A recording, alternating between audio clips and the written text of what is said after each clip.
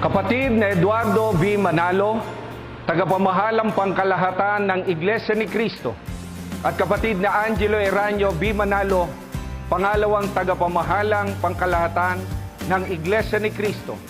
Kami po ng mga ministro at mga manggagawa dito po sa distrito ng Bacolod City, Negros Occidental, ay malugod na bumabati po sa inyo at sa lahat ng mga kapatid sa buong mundo ng Happy Anniversary!